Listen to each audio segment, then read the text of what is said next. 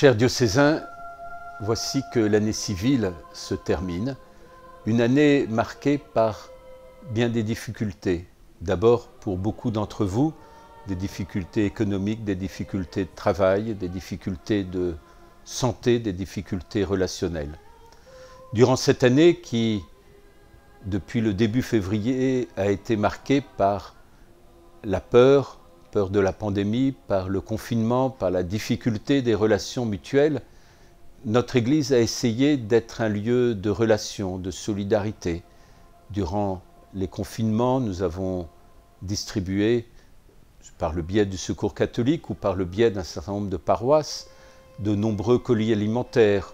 Nous avons soutenu des familles pour qu'elles puissent avoir suffisamment d'essence pour pouvoir faire leurs courses. Nous avons essayé d'être là, présents en solidarité. Nous avons aussi essayé d'accompagner les familles en deuil. Même durant le confinement du mois de mars, jamais dans notre diocèse nous n'avons cessé d'accueillir les familles en deuil et de célébrer les obsèques. Parfois même, les prêtres se sont retrouvés seuls avec le ou la défunte et la famille suivait par les systèmes numériques n'ayant pas pu se déplacer au travers la France. Nous avons essayé d'apporter le maximum de consolation.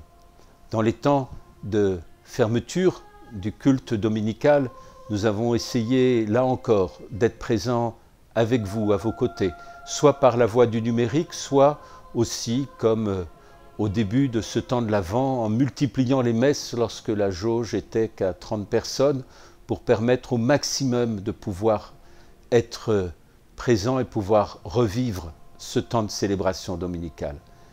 Mais ces confinements successifs ont été aussi une très grosse perte financière.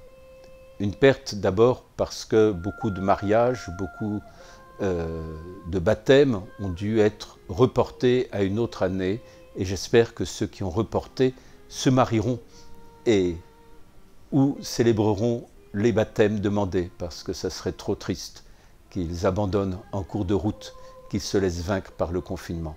C'est aussi une lourde perte sur les quêtes, c'est aussi des dépenses supplémentaires d'une manière ou d'une autre. Cela nous a coûté plusieurs centaines de milliers d'euros.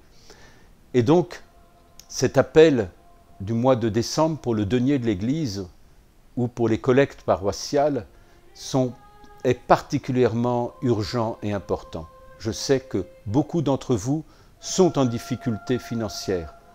Aussi, je m'adresse à ceux qui peuvent et à ceux qui veulent. Si vous pouvez nous soutenir, vraiment, je vous remercie. Nous avons besoin de votre don.